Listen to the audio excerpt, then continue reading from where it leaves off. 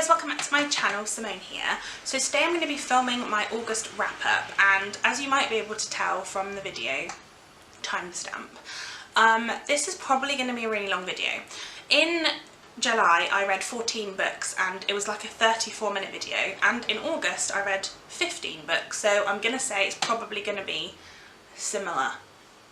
I'm going to try not to talk quite as much, but let's be honest, we all know I do long videos, that's kind of what happens. So yes, let's just get started. All I will quickly say is my TBR is obviously working. Only 2 books from my TBR, very quickly I'll say, that I didn't read this month was Room by Emma Donoghue and Rebecca by Daphne du Maurier, just because I didn't get to them. They will, I'm sure, go back on a TBR at some point.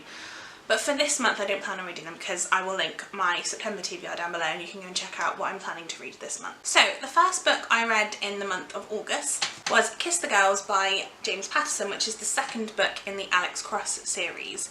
Now this follows a man named Alex Cross who is a detective, and in this book his niece Naomi has gone missing, and then it is linked to a serial killer who they soon find out there's 2 serial killers that are essentially competing against each other to, like, in the way that they're killing people. One of them is called the Gentleman and he is like murdering people quite viciously, and then the other one is called Casanova and he is raping women and then murdering them, and also he's quite he's sort of kidnapping women as well and sort of then murdering them a few weeks later type thing. So and Naomi has gone missing and they don't know which one of them has taken her. I did give this book a 4-star, I really liked this.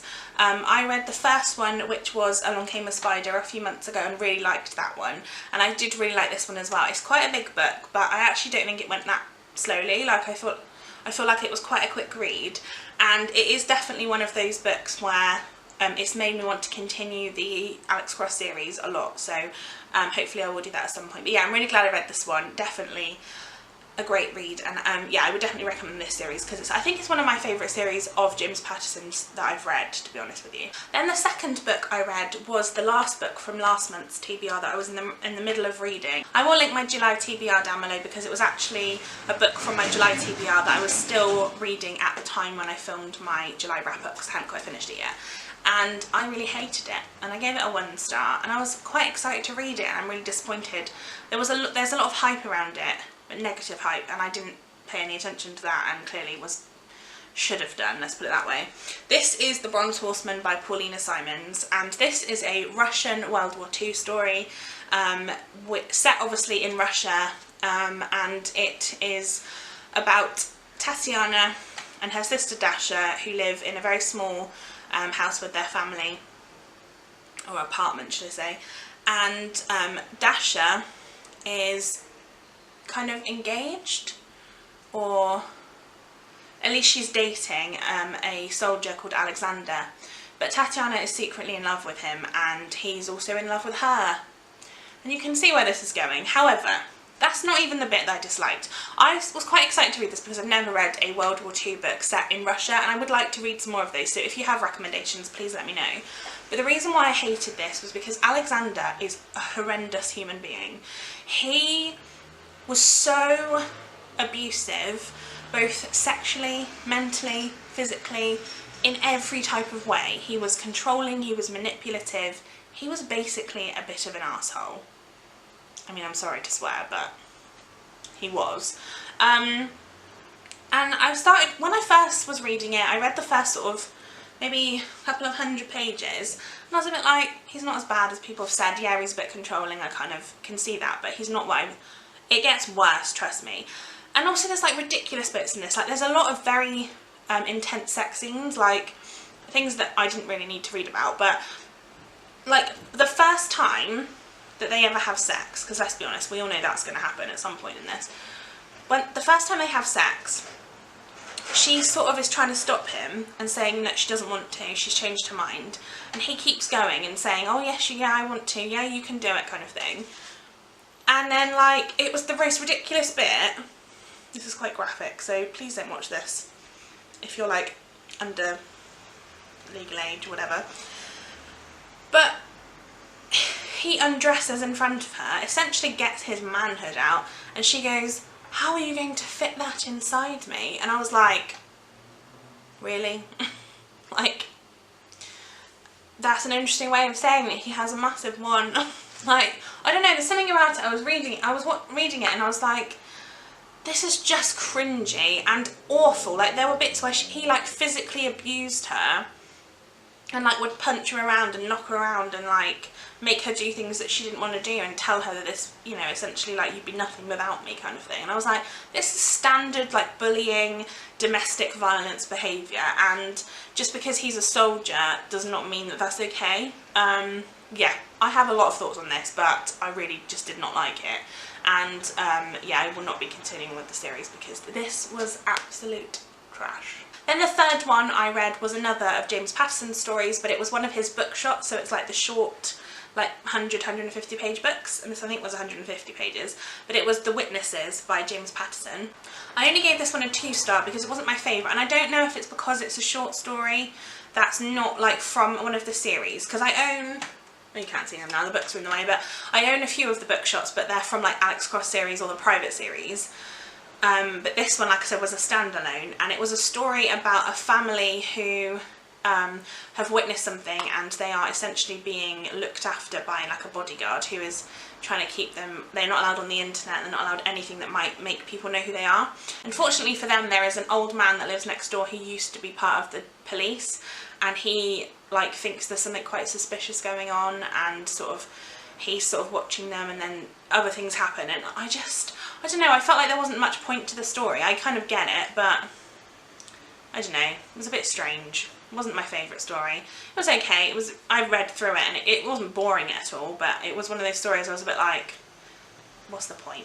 The next book I read was part of a buddy read that I did with Bex Books, who I'll link her channel below. I love her channel, she's absolutely incredible, so please go and check out her channel. But we read Into the Wild by Jon Krakauer maybe last month or the month before. I can't remember. We finished that and we did the buddy read. It was really great, it was really interesting. And then we decided to buddy read The Wild Truth by Karen McCandless, which is the book I finished. And this was basically, Karen McCandless is Chris McCandless, who is the kind of subject of Into the Wild. She's his sister. And if you don't know what Into the Wild is about, it's also a film now. I haven't watched the film and I feel like I need to, but Jon Krakauer wrote the story of Chris McCandless, who essentially gave up all his earthly possessions and decided to hike the Pacific Crest Trail, and unfortunately was found starved to death. And a lot of people had but they thought he was very selfish for going off and not telling his parents where he was going and everything like that. However, Karen McCandless obviously had read this, and she decided to write a book telling the truth, because her parents were physically abusive and mentally abusive to Chris and the rest of her siblings, and she wanted to tell the true story, because they were kind of getting this sort of, the people's perception of them was that they had been hard done by, because obviously Chris had sort of not told them where he was going and then gone off and then he died, when actually that wasn't ever the case, and she wanted to sort of set the record straight, I suppose. And I really liked this book. I know Becky had a lot of problems with it, and I can definitely understand that. I think it was one of those stories where, obviously Karen McCandless is not a writer, that's not her job, like that's not what she does, and so her writing this book, obviously the writing was very different to reading a normal story, or a normal memoir, because generally people kind of have help writing it and stuff. But I think this one, it really opened my eyes to the previous story. I feel like I would now encourage anybody who's read Into the Wild and not read The Wild Truth to read The Wild Truth, because I feel like you can't know the full story until you read it.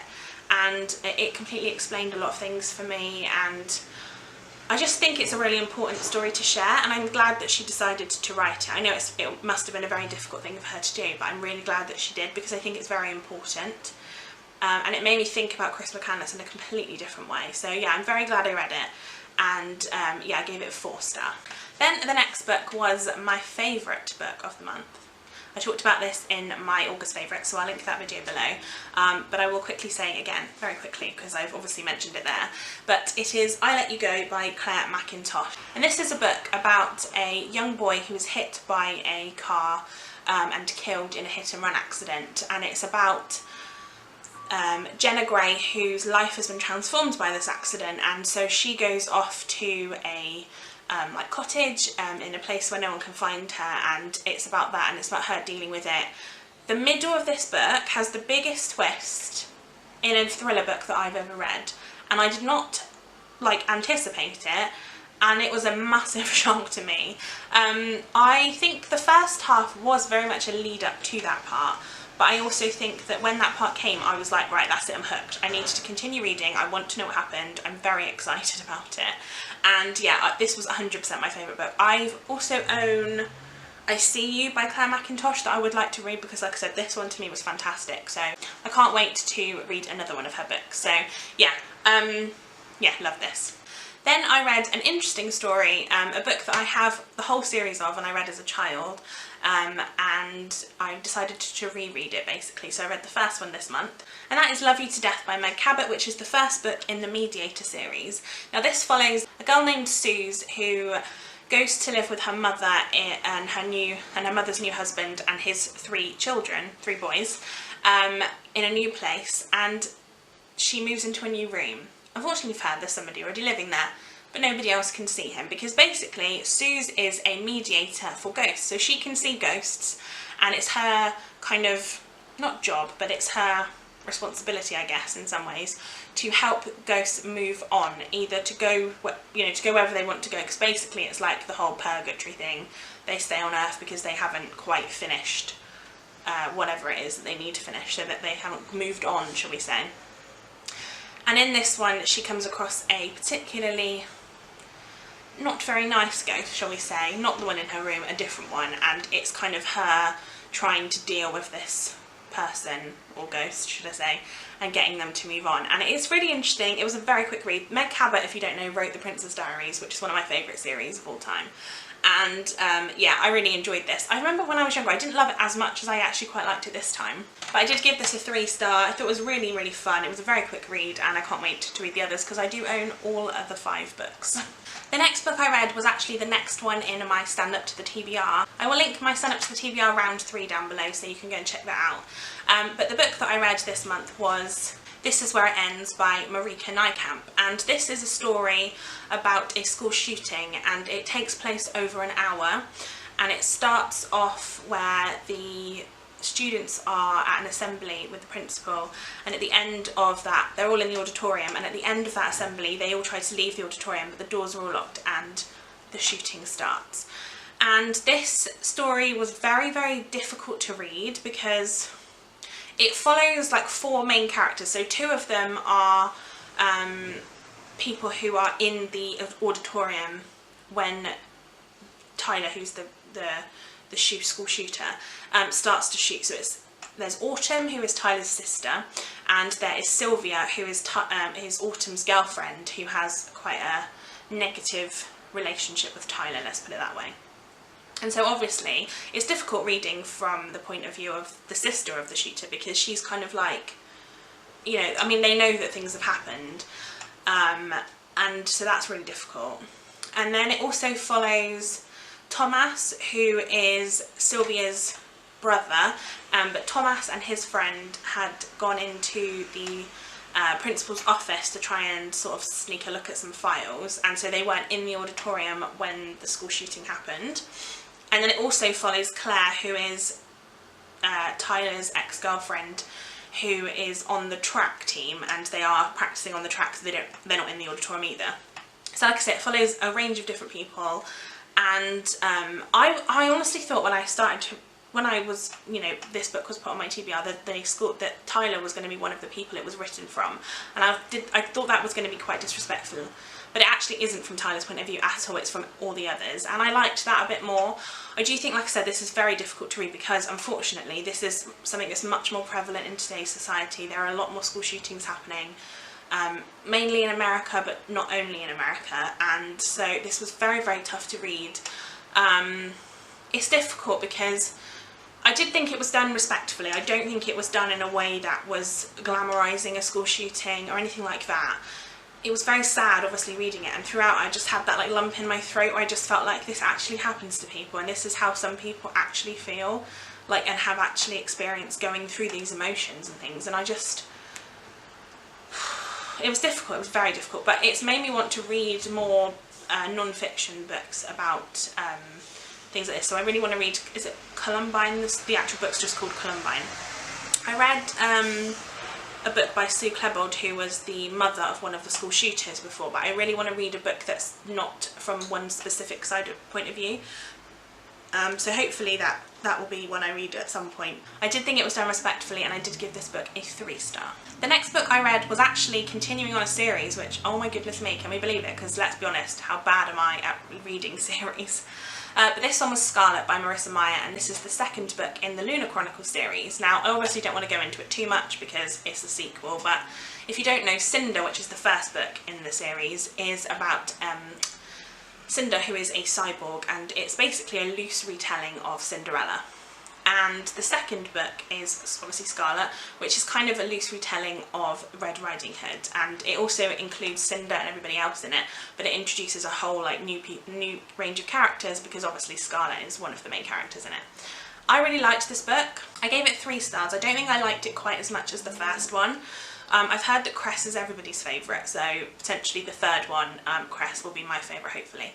But like I said, I didn't love it as much as the first one. I think I gave the first one a 4 or 5 star, I can't remember.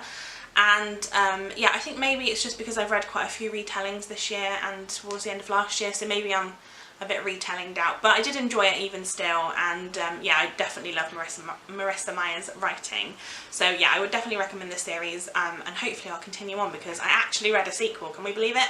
And the next book I read has a little story behind it, very quickly. In my August TBR, which I'll link below, I said that it was going to be Christmas in August. I was my random pick of the month was to read A Merry Little Christmas, I think it was, by Debbie Macomber.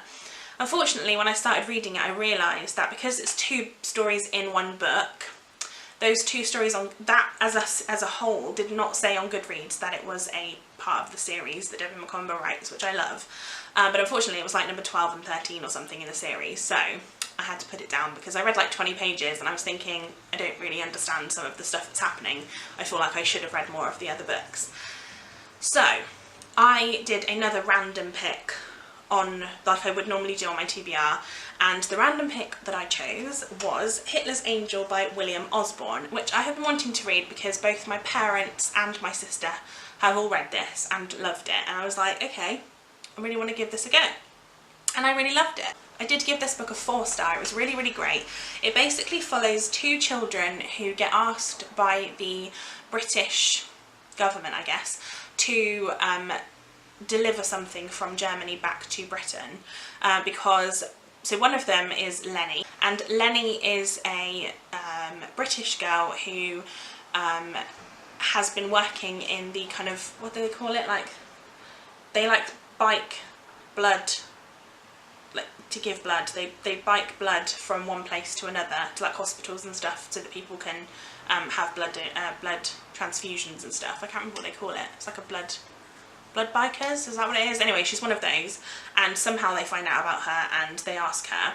And then Otto is the boy, and he is actually a German boy who escaped Germany and now is being asked to go back, basically they need to kidnap a girl because apparently she's pivotal to Hitler's regime and they need to bring her back to Britain. And it's about that story, and I found it really interesting. I feel like this book was quite middle grade, with a little bit of YA maybe. I think it's quite middle grade is what I would say. And I don't know that I've read a middle grade book about, well, about the war before. I don't know, obviously I might have done and I just can't remember, but this one was really interesting. I loved it. I thought it was really fascinating. I loved all the characters. There is a really sad moment in this which was really, really heartbreaking. But yeah, it was very interesting, very fast paced. I didn't feel bored at all, and it was interesting because they used a lot of like actual people in it, not the main characters, but they talked about Hitler and they talked about Winston Churchill and they talked about Rudolf Hess, so actual people that were in the Nazi party or obviously in Britain, at the time of the war, but they also obviously then the main characters they talked about, but at the very end they give like a little description of who the people were that they've mentioned, which was really good. Like I said, I really loved this book and I would recommend it. I think it's one of those books, especially to introduce children into this sort of topic, because I feel like it's not something that's really scary, or it's not like too much, if that makes sense. Like I feel like it's quite an easy read in terms of introducing the topic. So yeah, I would definitely recommend this, and yeah, really loved it. It was a great surprise to me. The next book I read was also one that was very interesting and surprising to me, and this one is Still Life by Louise Penny, which is the first book in the Inspector Armand Gamache stories. And I feel like this is quite a long series. I think there's quite a lot of books in it. But like I said, this is the first one, and it follows, funnily enough, Inspector Gamache in a village called the Three Pines in Canada. And it basically, it's him investigating the murder of a woman who has been shot through the heart with an arrow. And it's about all of her family and friends that live in this it's a very small village, and it's about what happened and why anybody would want to kill her, and who did it when they, you know, can start to figure that out. And it was really interestingly done. I gave this one a 4-star. The only thing I didn't love about this is there is well, is it like a police officer? I'm not sure what rank she was, I can't remember, but she's relatively new to the kind of detective stuff, and she is the only female like on the initial team, like the main people in it. And I felt like she was quite, I'm not saying this wasn't because she was a female, that's not at all where I'm going with this, but her character wasn't very likeable, and the inspector was very much like, this is what you should do and this is what you shouldn't do and this is what you're doing wrong and all this stuff. And then she was helping and she wasn't helping, and I was a bit like, I don't feel like it needed that extra bit of it, let's put it that way. I thought like it was very, the storyline of the actual murder and the kind of the people that lived in the village was interesting enough. It didn't need that added element, I think, of some like issues, but then I suppose that's why it's put in there, because it's meant to be that not every detective is a good detective, I suppose. But yeah, no, I really liked this one. I'm really looking forward to continuing on this series, because I love reading detective stories. It's my favourite thing. So yeah, definitely one I would recommend. Then I read my first ever NetGalley book, and this was kindly sent to me by NetGalley on my Kindle for a free and honest review. So I'm not sponsored or anything like that, but I actually really liked this book and I gave it a 4-star, and this book was No Place Like Home by Rebecca Muddyman, and this is another thriller, and this sort of stood out to me on the NetGalley website. Just something that I really wanted to read. And this basically follows a woman who is very excited because she has just bought her own house, and she's finally feels comfortable in her own space, and you know, she's kind of doing all these things. And then one day she's walking home from work and she sees a man in her house, and the story goes from there. Now, one of the big things in this is what you think is happening is not what's actually happening. It's completely twisted, and there's all sorts of things happening, and the twist in this was great. In fact, I would even go as far as to say the twist in this was just as good as I Let You Go by Claire McIntosh. I just don't think it was quite it wasn't quite as good a story, but the twist was amazing. So that's why I gave it a 4-star, not a 5-star, but I absolutely loved this book. I'm really glad that I saw it on NetGalley and read it. This book comes out, I believe, on the 18th of September. So if you haven't already, do check it out when it comes out. Obviously it hasn't come out yet. I was very excited to be able to read this, and like I said, I absolutely loved it, so I will be checking out when Rebecca Muddyman brings out any other books, because it was great. It was a brilliant read. Then I read another one of my Sign Up to the TBR books, and this was actually a book that I've previously tried to read, read about 50 pages and then just could not read it anymore. I just wasn't feeling it.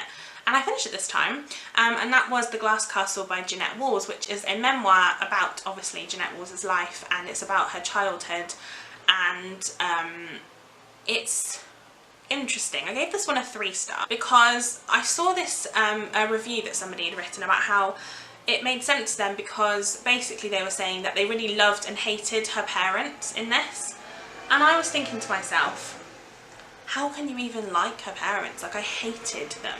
Basically, Jeanette Walls as a child had 2 sisters and a brother, and all 4 of them and their parents were kind of living what do they call it, a nomadic lifestyle. Like, they were not staying in one place for very long.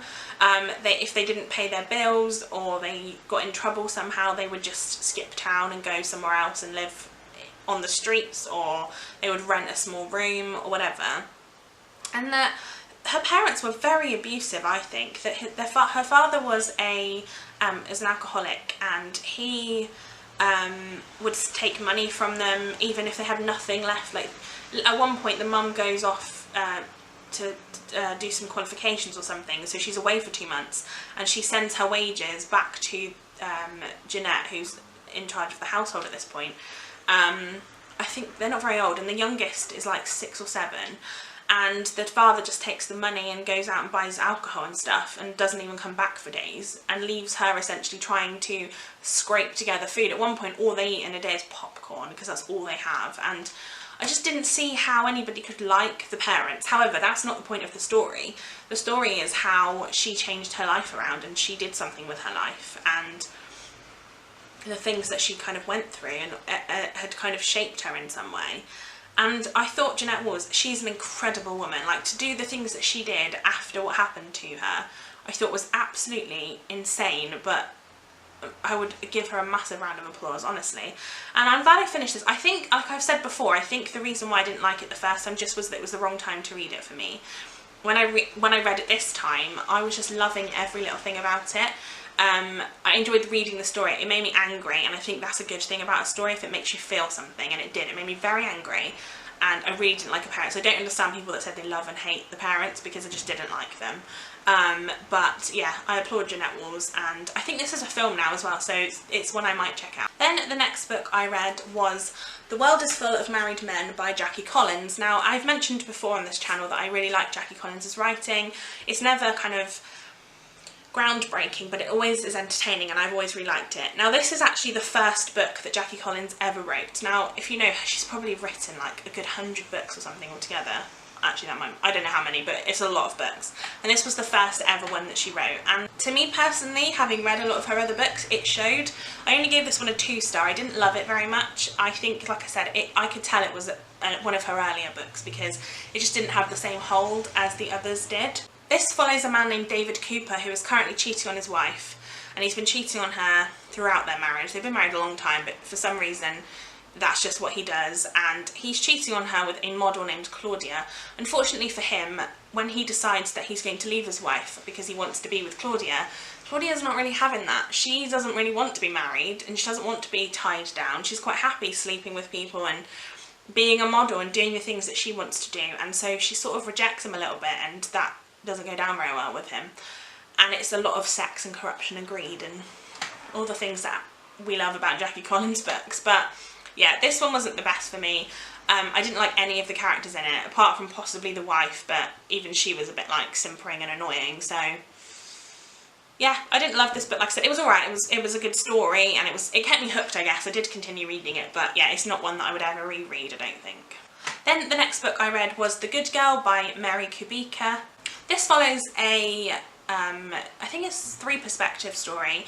One of the perspectives is a woman whose daughter has gone missing, and it's kind of the before and the after.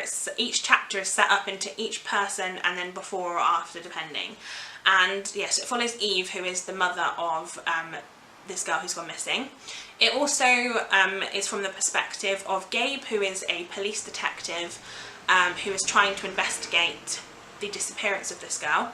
And it also follows Colin, who is the guy who has kidnapped the girl. And there are lots of different situations and things happening, and reasons for doing things and whatever. And I found the whole story really interesting. There is a twist in this, right at the very end, which I kind of guessed halfway through. It was to me predictable, and so I didn't enjoy the thriller side of it so much, because it really wasn't that surprising. But the story of it was interesting, and like I said, it kept me hooked again. I did give this a 4-star because the storyline was really interesting. Like I said, the ending wasn't my favourite because I knew what was going to happen, and I was a bit like, oh, is that it? It did feel like it was kind of tacked on at the end, sort of thing. But like I said, I did enjoy this, and I wouldn't necessarily recommend it if you're very good at guessing the endings to thrillers, because I think you'll guess this without even thinking about it. So yeah, it's not a unpredictable story, but it's definitely an interesting one to read anyway. And then the final book I read this month was another one of my Stand Up to the TBR ones, and the final one that I wanted to read this month, and it's the one I was the most nervous about, which hence why I left it to the end of the month, because I was like, oh, I don't know. But it was Steelheart by Brandon Sanderson. Now, I've previously mentioned that Brandon Sanderson is not an author that I've enjoyed the writing of. I read one of his books that I've heard amazing things about his writing, and I read one of his books and I just couldn't get into it, and so I was a bit like, oh, am I ever going to like his writing? Well, the answer to that is I gave Steelheart a 5 out of 5 stars. I loved this book. I am so glad that I actually decided to read one of his stories even though I hadn't liked one of the others, because Steelheart to me was fantastic. It is basically about a boy named David who lives in a world where there are epics. Now, an epic is somebody who has a super power in some way. Now, all of the epics are kind of immune to prosecution. They don't get in trouble for anything. They kind of control the world at the time when this is all taking place. And they all have weaknesses, and they have powers that not everybody knows about. Like, it's very much, each one has a very different set of skills and weaknesses. And at the very beginning of this story, David's father is killed by Steelheart, who is one of the epics. And but what they don't know, what Steelheart doesn't know, is that David has seen his weakness, and that is that he can actually bleed, which he gets shot in the face basically, and he does bleed. And so David then, like after this, in the actual storyline, is following a group of people called the Reckoners, who he wants to join because they are essentially taking down epics, and he wants to be part of that. And he has this sort of thing that he knows that Steelheart can bleed, and yeah, it's fantastic. Like, it was so interesting, and I was reading every little bit thinking, oh my god, like, what's going to happen next? Like, I didn't see that coming, what's happening? And I wanted to find out what was going to happen. I raced through it, I loved it. I really want to continue with the series. I'm so glad I read this one. It's not a massive book either, it's like 450 pages I think, whereas a lot of other Brandon Sanderson books are massive. And it's made me want to read some more of his books and hope that maybe I'll like them. Maybe it just, again, wasn't the right time to read the other one before. So yeah, I was definitely excited to love this story, and yeah, I can't wait to continue. So if you have tried Brandon Sanderson before and you haven't necessarily loved him, definitely check out Steelheart. So there you have it. That is the 15 books that I read in the month of August. I hope this video wasn't quite that long, but like I said, we just roll with it. I don't know how long I've been filming for, so yeah, we'll see. But give this video a thumbs up if you liked it. I upload every Monday and Friday at 5 PM, so do come back and check out some more from me at those times. And I will see you in my next video. Bye guys!